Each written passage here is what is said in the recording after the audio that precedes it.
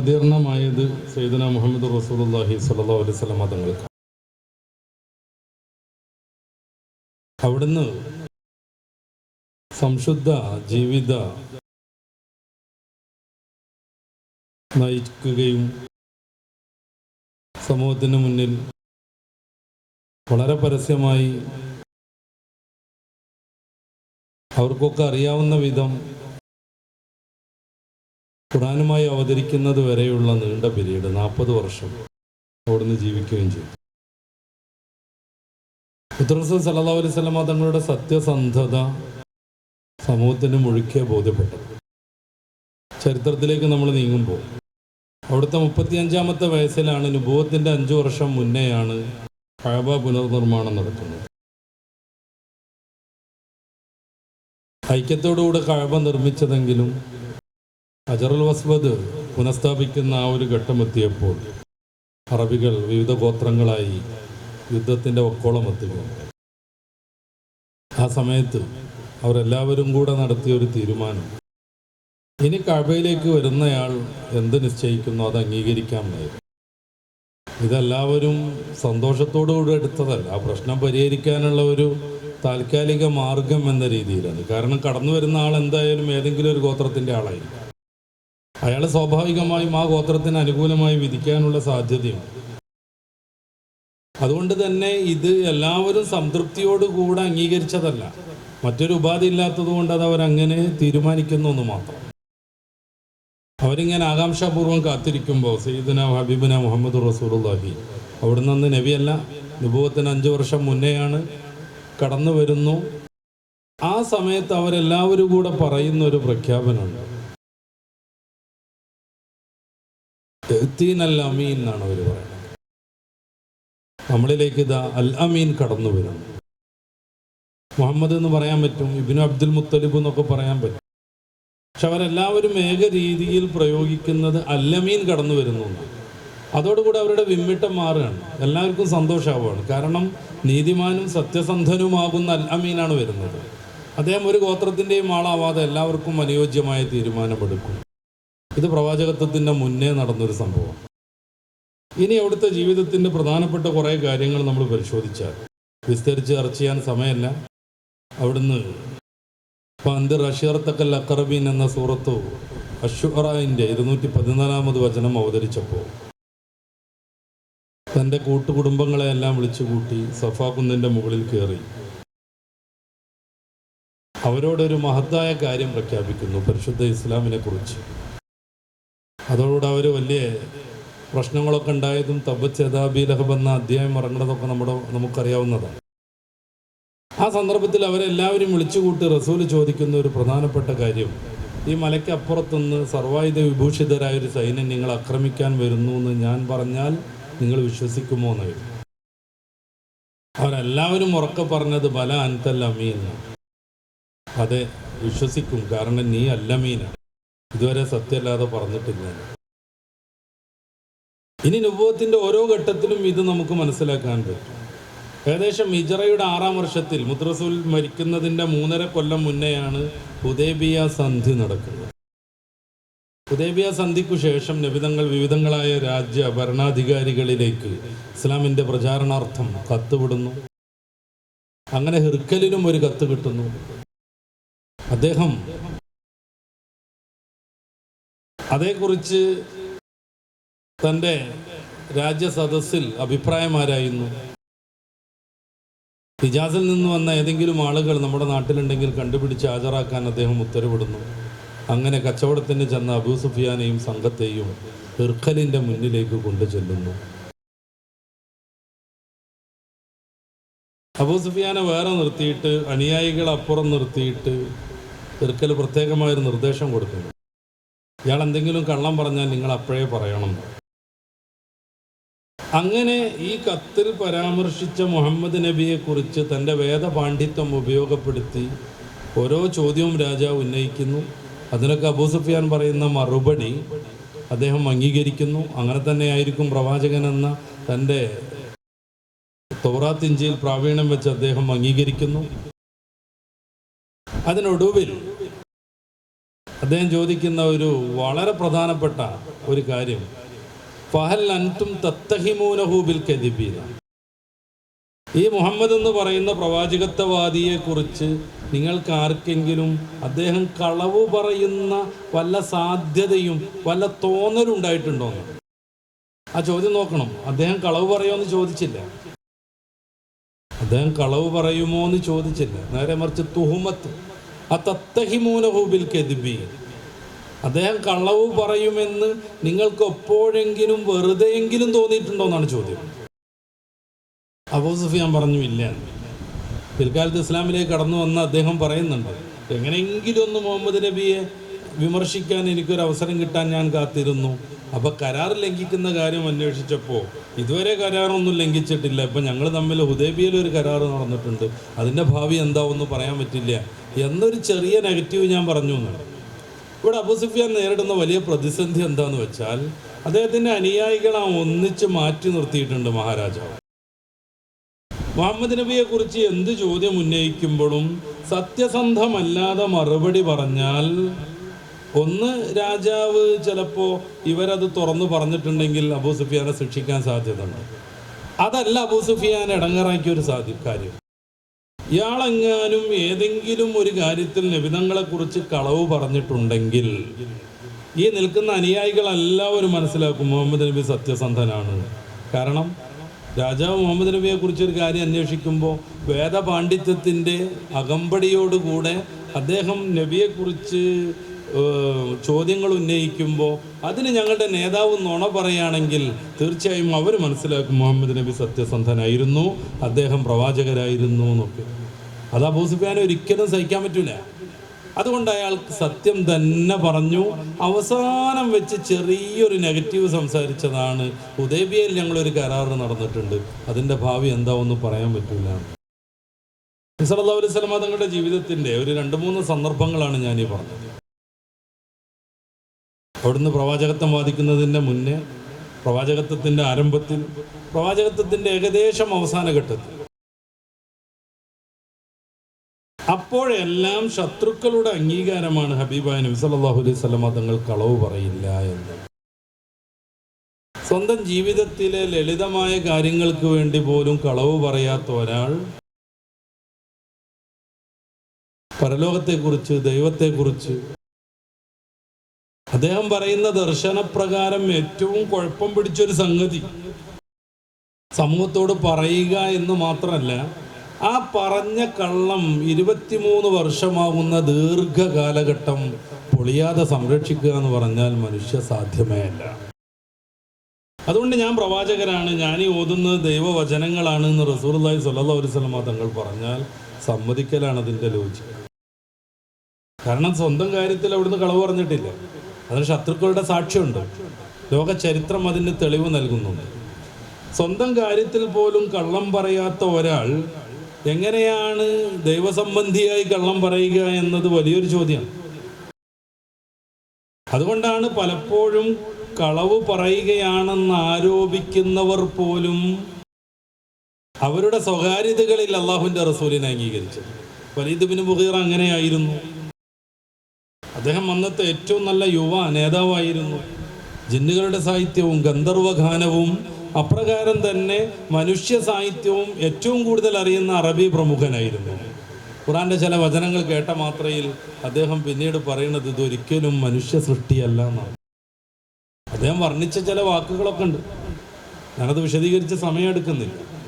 ഈ പരിശുദ്ധ ഖുർആന് വളരെ ബലമേറിയ കാണ്ഡമുണ്ട്, അതിൻ്റെ റൂട്ടുകൾ ആകെ ഭൂമിയിൽ പരന്ന് കിടക്കുകയാണ്, അതിൻ്റെ ശിഖരങ്ങൾ നേൽവിരുത്തിക്കൊണ്ട് എല്ലായിടത്തും എത്തിച്ചേരുന്നു, അതിനെ തടയാൻ പറ്റൂല.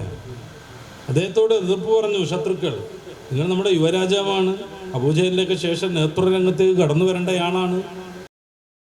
ഇതൊക്കെ പറയുമ്പോൾ അദ്ദേഹം പറയുന്നുണ്ട്, എനിക്കറിയാതൊക്കെ, പക്ഷേ എനിക്ക് എൻ്റെ ആത്മാവിനെ വഞ്ചിക്കാൻ കഴിയില്ല. ഞാൻ ഇത്രമേൽ മനോഹരമായൊരു വചനം ഇതിൻ്റെ മുന്നേ കേട്ടിട്ടില്ല.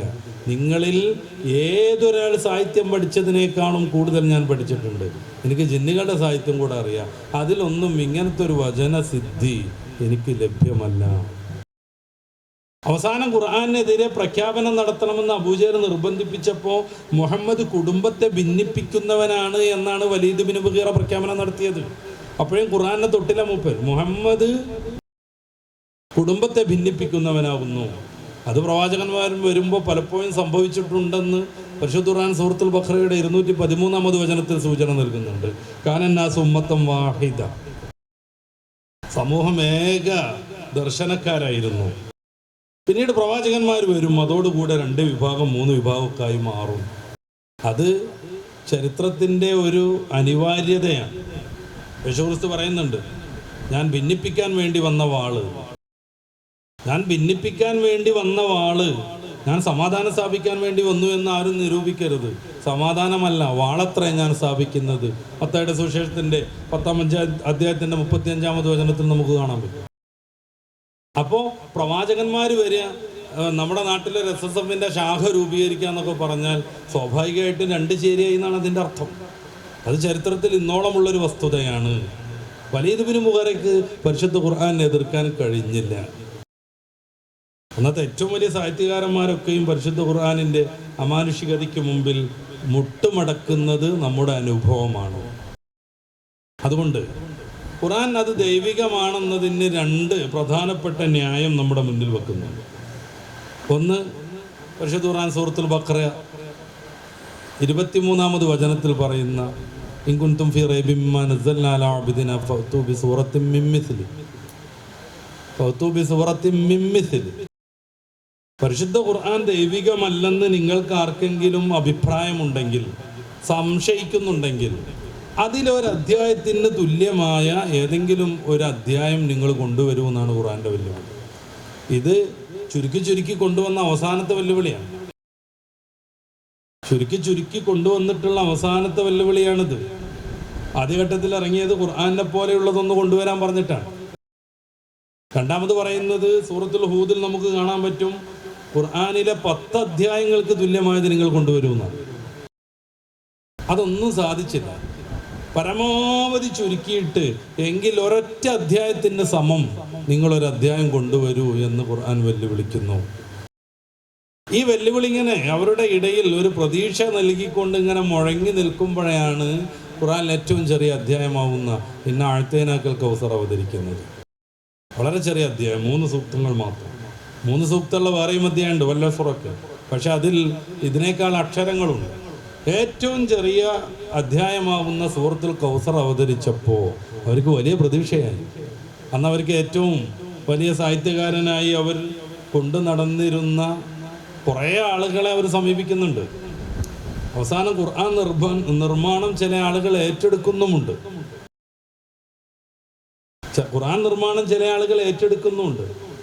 അവരൊരു വർഷമൊക്കെയാണ് ഖുർആനിലെ ഒരു സൂറത്തിന് പകരം കൊണ്ടുവരാൻ വേണ്ടി അവരിൽ നിന്ന് ആവശ്യപ്പെടുന്നത്. അറബി സാഹിത്യം നന്നായിട്ട് പഠിച്ച ഒരാളുകൾക്ക് വേഗം മനസ്സിലാകുന്ന കാര്യമാണ്. അറബി ഭാഷയെക്കുറിച്ച് നല്ല പരിചയമുള്ളവർക്ക് ഇത് വേഗം ഉൾക്കൊള്ളാൻ പറ്റും. ഒരു വർഷം ഖുർആനിലെ ഒരു അധ്യായത്തിന് സമം അധ്യായം കൊണ്ടുവരാൻ ഇവരാവശ്യപ്പെടുക എന്നൊക്കെ പറഞ്ഞാൽ ലബീദൊക്കെ ഒരു വർഷമാണ് ആവശ്യപ്പെട്ടത്.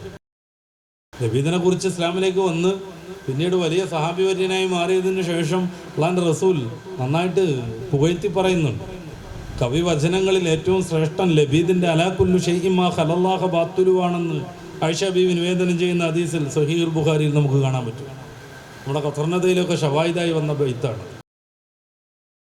ഈ ലബീദ് അന്നത്തെ പ്രമുഖ സാഹിത്യകാരനായിരുന്നു. അദ്ദേഹം ശത്രുക്കളിൽ നിന്ന് ഒരു വർഷമാണ് ഖുർആനിലെ ഏകദേശം 1 വരി മാത്രമുള്ള ഇന്നാഴ്ത്തൈനാക്കൽ കൗസർ നിർമ്മിക്കാൻ സമയം ചോദിക്കുന്നത്. കുറേ കാലം കഴിഞ്ഞിട്ട് ശത്രുക്കൾ നിർമ്മാണം എവിടെ എത്തിയെന്നറിയാൻ വേണ്ടി ചെല്ലുന്നുണ്ട്. ആ സമയത്ത് കുറേ കടലാസും ഇലയൊക്കെ കീറിയിട്ട് അദ്ദേഹം ഇങ്ങനെ അന്തം വിട്ടിരിക്കുകയാണ്. നീണ്ടല്ല സമയം, ഞാൻ ശരിയാക്കാമെന്ന് പറയുന്നു അദ്ദേഹം. ഒരു ദിവസം അദ്ദേഹം കഅബ തവാഫ് ചെയ്യാൻ ചെന്നു. ആ സമയത്ത് താൻ എഴുതി വെച്ചൊരു കവിതയ്ക്കപ്പുറം ആരോ ഒരാൾ കവിത തൂക്കിയത് ദൂരെ നിന്ന് ലബീദ് കണ്ടു. അന്ന് അങ്ങനെയായിരുന്നല്ലോ, നമുക്കൊക്കെ അറിയാം, അറബി സാഹിത്യം പഠിച്ച കുട്ടികളാണ്. അന്ന് അങ്ങനെയായിരുന്നു. ഏതെങ്കിലും ഒരു ഗോത്ര കവി ഒരു കവിത നിർമ്മിച്ചിട്ടുണ്ടെങ്കിൽ അത് കഅബയിൽ തൂക്കിയിടും. ഇപ്പോഴും ക്ലാസിക്കൽ അറബി പഠിക്കാൻ സബുൽ മുഅല്ലഖ നമ്മൾ ഉപയോഗിക്കുന്നുണ്ട്. റസൂലുള്ളാഹി സ്വല്ലല്ലാഹു അലൈഹി വസല്ലം തങ്ങളുടെ മുന്നേ ഉണ്ടായ കവിതകളാണത്. സബുൽ മുഅല്ലഖ എന്നൊക്കെ പറഞ്ഞാൽ നബിയുടെ മുന്നേയുള്ള കവിതകളാണ്. റസൂലുള്ളാഹി സ്വല്ലല്ലാഹു അലൈഹി വസല്ലം തങ്ങളുടെ ദീൻ വ്യാപിക്കുകയും അന്യ ഭാഷക്കാരൊക്കെ പരിശുദ്ധ ഇസ്ലാമിൽ കയറി വരികയും ചെയ്ത പ്രവാചകത്വത്തിൻ്റെ 2ാം ഘട്ടത്തിലുള്ള കവിതകളൊന്നും അറബി സാഹിത്യത്തിനോ അല്ലെങ്കിൽ അറബി ഗ്രാമറിലെ നിയമുണ്ടാക്കാനോ ഷാഹിദുകളായിട്ട് ഉപയോഗിക്കാൻ പാടില്ല. കാരണം അപ്പോഴേക്ക് അറബി ഭാഷയിൽ ആദാന പ്രധാനങ്ങളുണ്ടായി, കൊടുക്കലും വാങ്ങലും ഉണ്ടായി. സൽമാനുൽ ഫാരിസിയെ പോലെയുള്ള പേർഷ്യക്കാർ വന്നു, പലരും വന്നു. അപ്പോൾ ആദ്യഘട്ടത്തിലോ പ്രവാചകത്വത്തിൻ്റെ ആദ്യഘട്ടത്തിലോ അല്ലെങ്കിൽ അതിൻ്റെ മുന്നേയോ ഉള്ള കവിതകളാണ് ഈ സാഹിത്യം പഠിക്കാൻ നമ്മളിപ്പോഴും ഉപയോഗിച്ചു കൊണ്ടിരിക്കുന്നത്. അപ്പോൾ ഇയാളുടെ കവിതക്കപ്പുറത്ത് വേറൊരാൾ ഒരു കവിത തൂക്കിയത് ദൂരെ നിന്ന് ശ്രദ്ധിച്ചു. അദ്ദേഹം തവാഫൊന്നും തുടങ്ങാതെ വേഗം വന്ന് അത് ചൊല്ലി നോക്കാൻ ശ്രമിക്കുകയാണ്. ഒരു സഹാബി വര്യൻ സൂറത്തുർ റഹ്മാനിലെ 13 വചനങ്ങൾ എഴുതി വെച്ചതായിരുന്നു അത്. അദ്ദേഹം മുകളിൽ നിന്ന് ഇങ്ങനെ വായിച്ചു തുടങ്ങി. റബ്ബിക്കുമാ തുക്കദ്ദിബാൻ എത്തിയപ്പോൾ അദ്ദേഹത്തിന് വല്ലാത്തൊരു വിറയൽ അനുഭവപ്പെട്ടു. മഹദ ഖൗലുൽ ബഷർ, ഇത് മനുഷ്യവചനമല്ലെന്നും പറഞ്ഞ് ഹബീബായ നബിതങ്ങളെ സമീപിക്കുന്നു. ലബീദ് അവിടെ വെച്ച് ഇസ്ലാമിലേക്ക് കടന്നു വരുന്നു. പിന്നീട് അദ്ദേഹത്തോട് ചോദിക്കുന്നുണ്ട്, എന്തേ നിങ്ങളിപ്പോൾ കവിത രചിക്കാത്തത്? ആ സമയത്ത് ലബീദ് പറയുന്ന ഒരു മറുപടി, കഫാനി അൽ ഖുർആനുൽ അദീം, പരിശുദ്ധ ഖുർആൻ എന്നെ ഒതുക്കിക്കളഞ്ഞു എന്നാണ്. പരിശുദ്ധ ഖുർആനാകുന്ന സൂര്യ വെളിച്ചത്തിന് പിന്നിൽ എൻ്റെ മെഴുകുതിരുവെട്ടത്തിനൊരു പ്രസക്തി ഇല്ല എന്നാ. പിന്നെ അദ്ദേഹം കവിത രചിച്ചില്ലേ, ഖുർആൻ ആസ്വദിച്ച് ജീവിതം തീർത്തു. ഇതൊരു ലബീദിൻ്റെ അനുഭവമല്ല. അദ്ദേഹം ഇസ്ലാമിലേക്ക് കടന്നു വന്നു. വേറെ കുറേ ആളുകൾ ഖുർആനെ പഠിച്ച് ഇപ്പോഴും ഇസ്ലാമിലേക്ക് കടന്നു വന്നുകൊണ്ടിരിക്കുന്നു. ഈ ഒരു വെല്ലുവിളി എങ്ങനെയാണ് പ്രസക്തമാകുന്നത്? പരിശുദ്ധ ഖുർആനിൽ നിങ്ങൾ ഈ വേദഗ്രന്ഥം മുഹമ്മദുർ റസൂൽ സ്വന്തമായി നിർമ്മിച്ചുണ്ടാക്കുന്നതാണെന്ന് അല്ലെങ്കിൽ ദൈവികമല്ലെന്ന് സംശയിക്കുന്നുവെങ്കിൽ അതിന് സമാനം ഒരു അധ്യായം കൊണ്ടുവരണമെന്നേ പറയുന്നുള്ളൂ. ഖുർആനിലെ 114 അധ്യായങ്ങൾ കൊണ്ടുവരണമെന്ന് പറയുന്നില്ല. എന്നിട്ട് ചരിത്രത്തെ സ്വാധീനിച്ച് എത്ര വലിയ അറബി പണ്ഡിതന്മാരുണ്ടായി, പ്രത്യേകിച്ച് ഓറിയന്റലിസ്റ്റുകളിലൊക്കെ. നമ്മളൊക്കെ എപ്പോഴും അറബി ഭാഷ പഠിക്കാൻ ഉപയോഗപ്പെടുത്തുന്ന അൽമുഞ്ചിദ് നിഘണ്ടു നിർമ്മിച്ചത് ഫാദർ ലൂയിസാണ്. ആ അൽമുഞ്ചിദ് നിഘണ്ടു നിർമ്മിച്ചത് ഫാദർ ലൂയിസാണ്. അതിൻ്റെ മുസന്നിഫിനെ കുറിച്ച് പരിചയപ്പെടുത്തുന്ന ഭാഗം ലൂയിസ് അൽ അബ് എന്ന് നമുക്ക് കാണാൻ പറ്റും. ഫാദർ ലൂയിസ് അയാൾ ഓറിയന്റലിസ്റ്റ് പണ്ഡിതനായിരുന്നു. ഇസ്ലാമിനോട് അശേഷം താല്പര്യമില്ലാത്ത ആളുമായിരുന്നു. പിന്നെ എന്തിനാ അയാൾ വലിയ നിഘണ്ടൊക്കെ ഉണ്ടായി നമ്മളെ സഹായിച്ചതെന്ന് തോന്നുന്നുണ്ടാവും. അവരുടെ പിൽക്കാലത്ത് വരുന്ന ഓറിയന്റലിസ്റ്റ് പണ്ഡിതന്മാർക്ക് ഇസ്ലാമിനെ എതിർക്കാനുള്ള സൗകര്യം ഉണ്ടാവാൻ വേണ്ടി ഒരാൾ അതിലങ്ങോട്ട് ലയിച്ച് ചേരലാണ് അവരുടെ രീതി. അങ്ങനെയാണ് അവർ തന്നെയാണ് ഹദീസിൻ്റെ ഇൻഡെക്സ് ഇറക്കിയത്. നമ്മളൊക്കെ വളരെയാണ് ഹദീസ് തിരഞ്ഞെടുക്കാൻ വേണ്ടി ബുദ്ധിമുട്ടുണ്ടെന്ന് കരുതിയിട്ടല്ലത്. പിന്നെ വരുന്ന ഒരു ഓറിയന്റലിസ്റ്റ് പണ്ഡിതന് ഹദീസ് വേഗം കിട്ടണം, അയാൾക്ക് വിമർശനം നടത്തണം എന്നുണ്ടെങ്കിൽ അതിൻ്റെ നല്ലൊരു ഇൻഡെക്സ് വേണം. അതിനുവേണ്ടിയാണ് വോള്യങ്ങളുള്ള ഇൻഡെക്സ് ഓറിയന്റലിസ്റ്റ് പണ്ഡിതന്മാർ നിർമ്മിക്കുന്നത്. അതുകൊണ്ട് തന്നെയാണ് ഫാദർ ലൂയിസ് മുഞ്ചിദിന്റെ അഅ്ലാം എന്ന് പറയുന്ന 2ാം ഭാഗത്ത് പലപ്പോഴും പരിശുദ്ധ ഇസ്ലാമിന് വിരുദ്ധമായ ചരിത്രങ്ങൾ ചേർക്കുന്നത്. മുഞ്ചിദ് പ്രകാരം ലൂത്ത് നബി അലൈഹി സ്വലാത്തു വസ്സലാം സ്വന്തം മക്കളെ ഗർഭിണികളാക്കിയ വൃത്തികെട്ട ഷണ്ഡനാണ്. എന്തുകൊണ്ട്? ബൈബിൾ പഴയ നിയമത്തിൽ അങ്ങനെയാണ് ലൂത്തിനെ പരിചയപ്പെടുത്തുന്നത്. എന്നല്ല, അർത്ഥം പറയുന്നിടത്ത് പോലും സൂക്ഷ്മമായി അയാൾ ഇസ്ലാമിനെ എതിർത്തിട്ടുണ്ട്. ഉദാഹരണമായിട്ട് ത്വലക്ക എന്ന പദത്തിന് മൻ ഉദ്ഖില ഫിൽ ഇസ്ലാമി ഖഹറൻ എന്നാണ് ഫാദർ ലൂയിസ് അർത്ഥമെടുക്കുന്നത്. ഇസ്ലാമിലേക്ക് നിർബന്ധമായി കൂട്ടിച്ചേർക്കപ്പെട്ട ആളുകൾ. എത്ര ആഴത്തിലാണ് ആലോചിച്ചത്? റസൂലുള്ളാഹി സ്വല്ലല്ലാഹു അലൈഹി വസല്ലം തങ്ങളുടെ പ്രസിദ്ധമായൊരു വചനമുണ്ട്, ഇദ്ഹബു അൻതുമു തുലഖ, പോകൂ നിങ്ങൾ സ്വതന്ത്രരാണ്. ഈ തുലഖിന്റെ അർത്ഥം പറയാൻ ആരെങ്കിലും അൽമുഞ്ചിദ് ആശ്രയിച്ചിട്ടുണ്ടെങ്കിൽ ഇസ്ലാമിൽ നിർബന്ധമായി കൂട്ടിച്ചേർക്കപ്പെട്ട ആളുകൾ എന്നർത്ഥം പറയുന്നു. അവ പോയിക്കോളൂ, കുഴപ്പമൊന്നുമില്ല, നിങ്ങൾ ഇസ്ലാമിലേക്ക് നിർബന്ധമായി പീഡിപ്പിച്ച് കയറ്റപ്പെട്ട ആളുകളാണ്, അതുകൊണ്ട് നിങ്ങൾ പോയതുകൊണ്ട് വിരോധമൊന്നുമില്ല എന്നുമായി മാറും. അത് ആ ഹദീസിന്റെ ആദ്യ ഭാഗവുമായി ഇത് പൊരുത്തപ്പെടുന്നില്ല എന്നത് മറ്റൊരു കാര്യം. ലാ തസ്രീബ അലൈക്കുമുല്ലോ, നിങ്ങൾ ആരെങ്കിലും ചെറിയ കുട്ടികളൊക്കെ ഉള്ളതാണ്, അവരിനി അങ്ങനെ തന്നെ അതിന് അർത്ഥം ഉണ്ടോ എന്ന് മനസ്സിലാക്കണ്ട എന്ന് കരുതിയാണ് ഞാൻ അതിൻ്റെ ആ ഭാഗം വിശദീകരിക്കുന്നത്. റസൂലുള്ളാഹി സ്വല്ലല്ലാഹു അലൈഹി വസല്ലം തങ്ങൾ പറഞ്ഞു, അഖൂലു കമാ ഖാല അഖി യൂസുഫ്, എൻ്റെ സഹോദരൻ യൂസുഫ് നബി അലൈഹി സ്വലാത്തു വസ്സലാം പറഞ്ഞത് ഞാനും ഉദ്ധരിക്കട്ടെ. ലാ തസ്രീബ അലൈക്കുമുല്ലോ, നിങ്ങളുടെ മേലിൽ ഒരു പ്രതികാര നടപടികളുമില്ല. ഇദ്ഹബൂ, പൊയ്ക്കോളൂ, അൻതുമു തുലഖ, നിങ്ങൾ സ്വതന്ത്രരാണ്. ഇതാണ് ഇതിൻ്റെ അർത്ഥം. പക്ഷേ ഇസ്ലാമിലേക്ക് നിർബന്ധമായി പ്രവേശിപ്പിക്കപ്പെട്ടവർ എന്ന് ഫാദർ ലൂയിസ് അതിന് അർത്ഥം പറയുന്നു. അപ്പം അയാൾ ഒരിക്കലും ഇസ്ലാമിനെ പ്രണയിച്ചിട്ടല്ല അങ്ങനെ ഒരു നിഘണ്ടു നിർമ്മിക്കുന്നത്. ആ മനുഷ്യൻ എത്ര വലിയ ഭാഷാ പണ്ഡിതനാണ്. പരിശുദ്ധ ഖുർആനിൻ്റെ വെല്ലുവിളി അയാളുടെ മുന്നിലുമുണ്ട്. അയാൾക്കത് അറിയാതെ പോയിട്ടില്ല. കാരണം അറബി ഭാഷയിൽ വ്യുൽപ്പത്തി നേടിയ, അറബി ഭാഷ പഠനത്തിൽ വളരെയേറെ ശ്രദ്ധിച്ചൊരു മനുഷ്യനാണ്. പക്ഷെ അദ്ദേഹത്തിനും ഖുർആൻ്റെ വെല്ലുവിളി സ്വീകരിച്ച് ഒരു വരിയുള്ളൊരു അധ്യായം കൊണ്ടുവരാൻ കഴിഞ്ഞില്ല. എങ്ങനെയാണ് ഖുർആൻ്റെ ഈ വെല്ലുവിളിയെ നമ്മൾ സമർത്ഥിക്കുക? ഒന്നാമതായി റസൂലിൽ നിന്ന് നമ്മൾ പോരണം. ഒന്ന്, അവിടുന്ന് ഒരു കളവും പറയാത്തയാളാണ്, നേരത്തെ ഞാൻ പറഞ്ഞു. രണ്ടാമതായി അവിടുന്ന് അക്ഷരജ്ഞാനം നേടാത്തയാളാണ്. വളരെ ഇമ്പോർട്ടൻ്റ് ആയ ഒരു കാര്യമാണ്. അവിടത്തേക്ക് വായിക്കാൻ അറിയില്ല, അവിടത്തേക്ക് എഴുതാൻ അറിയില്ല, ഏതെങ്കിലും പുസ്തകത്തിൽ നിന്ന് കോപ്പി അടിച്ചതിൽ ചേർക്കാൻ കഴിയില്ല. വേറെ ആരെങ്കിലും പറഞ്ഞു കൊടുത്തത് ഇവിടെ വന്നിട്ട് നല്ല വൃത്തിയിൽ സാഹിത്യഭാവത്തോടുകൂടെ അവതരിപ്പിക്കാൻ പറ്റൂല. കാരണം സ്കൂളിൽ പോയിട്ടില്ല, അക്ഷരം പോലും അവിടുന്ന് പഠിച്ചിട്ടില്ല. നിരക്ഷരനായ ഒരാൾ ലോകത്തെ അടിമുടി മാറ്റിമറിച്ചൊരു ഗ്രന്ഥമായിട്ട് വരിക. എന്നിട്ട് അദ്ദേഹം അവകാശപ്പെടുക, ഇത് നിൻ്റെതല്ല, വേറൊരാൾ തന്നതാണ്, ഇത് അവിശ്വസിക്കേണ്ടതിന് എന്ത് ന്യായമാണുള്ളത്? വലിയ വലിയ പണ്ഡിതന്മാർ അന്ന് ജീവിച്ചിരിക്കുന്നു. കവിക്ക് ഷാഇർ എന്നാണ് അറബി ഭാഷയിൽ പേര്. അത് എവിടുന്ന് പോകുന്നതാണ്? ഷുഊറിൽ നിന്ന് ഉൽപ്പത്തിയാണ്. ഷുഊർ എന്ന് പറഞ്ഞാൽ ബോധം, വിസ്ഡം എന്നൊക്കെ അർത്ഥം. അന്നത്തെ ഏറ്റവും നല്ല പണ്ഡിതനായിരുന്നു ഏറ്റവും നല്ല കവി. അങ്ങനത്തെ ഷാഇറുമാരുടെ ബഹളം നടക്കുന്ന കാലത്ത് റസൂലുള്ളാഹി സ്വല്ലല്ലാഹു അലൈഹി വസല്ലമ തങ്ങളാകുന്ന പരസ്യ നിരക്ഷരൻ അവിടുന്ന് സ്കൂളിൽ പോയിട്ടില്ല എന്ന കാര്യം വ്യക്തമാണ്. അവിടുന്ന് ഒരു വിദ്യാഭ്യാസ പ്രക്രിയകളിലും ഏർപ്പെട്ടിട്ടില്ല എന്നത് ചരിത്ര വസ്തുതയാണ്. എത്രത്തോളം ഇബ്നു കസീറൊക്കെ വിശദീകരിക്കുന്നതനുസരിച്ച് അവിടുന്ന് മരിക്കുവോളം ഒരക്ഷരം എഴുതിയിട്ടില്ല, ഒരക്ഷരം വായിച്ചിട്ടില്ല. സൂറത്തുൽ അങ്കബൂത്തിൻ്റെ 48-ാമത് വചനം നിങ്ങൾ ഇബ്നു കസീറിലും ഖുർത്തുബിയിലും ഒന്ന് പരിശോധിക്കണമെന്ന് ഞാൻ ഓർമ്മപ്പെടുത്തുകയാണ്. സൂറത്തുൽ അങ്കബൂത്ത് 48-ാമത് വചനം, മാ കുൻത തത്ലൂ മിൻ ഖബ്ലിഹി മിൻ കിതാബ്. അങ്ങ് ഇതിന് മുമ്പ് ഒരക്ഷരവും എഴുതിയിട്ടില്ല, ഒരു കിതാബും എഴുതിയിട്ടില്ല.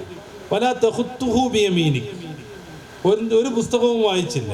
വലാ തഖുത്തുഹു ബിയമീനിക്, ഒരക്ഷരവും അങ്ങ് എഴുതിയിട്ടുമില്ല. എന്തുകൊണ്ട്? ഇദല്ലർതാബൽ മുബ്തിലൂൻ, അല്ല എങ്കിൽ പ്രശ്നകാരികൾക്ക് അതൊരു വലിയ സംഭവമാക്കാമായിരുന്നു. അറബി സാഹിത്യത്തിൽ 4-5 PhD ഒക്കെ ഉള്ള, അറബി സാഹിത്യത്തിൻ്റെ എല്ലാ തന്തുക്കളും നന്നായിട്ട് പരിചയമുള്ള ഒരാൾ ഒരു വേദഗ്രന്ഥവുമായി വരുന്നു, അല്ലെങ്കിൽ ഒരു ഗ്രന്ഥമായിട്ട് വരുന്നു, എന്നിട്ട് ഇത് വേദമാണെന്ന് അദ്ദേഹം പറയുന്നു. സ്വാഭാവികമായും പ്രശ്നം ഉണ്ടാക്കുന്ന ആളുകൾക്ക് അത് വലിയൊരു പോയിന്റായി മാറും. അവരൊന്നടങ്ങ് തീരുമാനിക്കും, അവൻ എന്ത് വലിയ സാഹിത്യകാരനാ, അറബി ഭാഷയിൽ അവൻ്റെ അത്ര വിവരം വേറെ ആർക്കെങ്കിലും ഉണ്ടോ? സ്വാഭാവികമായിട്ട് അവൻ വീട്ടിൽ നിന്ന് ഉണ്ടാക്കി കൊണ്ടുവന്നതാണെന്ന് എല്ലാവരും സംശയിക്കും. ആ സാധ്യതയെ അല്ലാഹു തആല ആദ്യമേ ഇല്ലാതെയായി. റസൂൽ സല്ലല്ലാഹു അലൈഹി വസല്ലമ തങ്ങളുടെ ദുരന്തങ്ങൾ നമുക്കറിയാം, ദുരിതങ്ങൾ നമുക്കറിയാം. ജനിക്കുന്നതിൻ്റെ മുമ്പേ വാപ്പ മരണപ്പെടുക. സ്കൂളിലൊക്കെ ചേർക്കേണ്ട കാലം ഒരു 5-5.5 വയസ്സൊക്കെ ആകുമ്പോഴേക്കും ഉമ്മ മരണപ്പെടുക. പിന്നീട് സംരക്ഷണം ഏറ്റെടുത്ത വല്യപ്പയാകുന്ന അബ്ദുൽ മുത്തലിബ് മരണപ്പെടുക. പിന്നെ മൂത്താപ്പയാകുന്ന അബൂ ത്വാലിബ് മരണപ്പെടുക. അതിൻ്റെ ഇടയ്ക്ക് ദാരിദ്ര്യം കൊണ്ട് അവിടുന്ന് ആട് മേയ്ക്കാൻ പോകേണ്ടി വരിക. 25-ാം വയസ്സിൽ ഖദീജ ബിയുടെ കച്ചവട ചരക്കുമായി ഒരു വർത്തക പ്രവർത്തകനായി അവിടുന്ന് പോകേണ്ടി വരും. ഒരു സമയം പോലും വിദ്യാഭ്യാസ പരിപാടികളിൽ കേന്ദ്രീകരിക്കാൻ അവിടത്തേക്ക് കിട്ടിയില്ല. പടച്ച റബ്ബ് കൊടുത്തില്ല എന്നതാണ് യാഥാർത്ഥ്യം. അങ്ങനെ സമ്പൂർണ്ണ നിരക്ഷരനായി വളർന്നു വന്ന ഹബീബായ മുഹമ്മദ് റസൂൽ സല്ലല്ലാഹു അലൈഹി വസല്ലം ഇത് എത്ര കാലത്തോളം? ഹുദൈബിയ സന്ധിയെക്കുറിച്ച് ഞാൻ നേരത്തെ പറഞ്ഞു. നുബുവത്ത് ഹിജ്റയുടെ 6-ാം വർഷത്തിലാണ് ഹുദൈബിയ സന്ധി നടക്കുന്നത്. എന്ന് വെച്ചാൽ റസൂലുള്ളാഹി സ്വല്ലല്ലാഹു അലൈഹി വസല്ലം തങ്ങൾ അതിനുശേഷം കഷ്ടിച്ച് 4 വർഷമേ ജീവിച്ചിരുന്നുള്ളൂ. ആ ഹുദൈബിയ സന്ധി നടക്കുമ്പോൾ മിൻ മുഹമ്മദിൻ റസൂലില്ലാഹി എന്ന് അലി ബിൻ അബി ത്വാലിബ് തങ്ങൾ ആ ഹുദൈബിയ സന്ധിയുടെ ആമുഖത്തിൽ എഴുതിയപ്പോൾ പ്രതിപക്ഷം പ്രശ്നം ഉണ്ടാക്കി എന്നുള്ളത് സ്വാഭാവികവും. ഇത് അംഗീകരിച്ചിരിക്കുകയാണെങ്കിൽ സന്ധിക്ക് ആവശ്യമുണ്ടോയെന്ന് അവർ ചോദിച്ചു. ഇത് അംഗീകരിച്ചാൽ ഈ സന്ധിക്ക് പ്രസക്തി എന്താന്ന് ചോദിച്ചു. റസൂലുള്ള എന്നത് അംഗീകരിച്ചിട്ടുണ്ടെങ്കിൽ പിന്നെ ഞങ്ങൾ ഇതിന് നിൽക്കണ്ടല്ലോ എന്ന് അവർ ഗൗരവത്ത് പറഞ്ഞു. മാനാ റസൂൽ പറഞ്ഞു, ആ റസൂലുള്ള എന്നുള്ളത് മാറ്റിയിട്ട് ഇബ്നു അബ്ദില്ല എന്ന് എഴുതണം എന്ന്. അലി ബിൻ അബി താലിബ് തങ്ങൾ പറഞ്ഞു, ഞാൻ എഴുതിയതാ റസൂലുള്ള, ഒരിക്കലും റസൂലുള്ള എന്നുള്ളത് വെട്ടാൻ എനിക്കാവില്ല.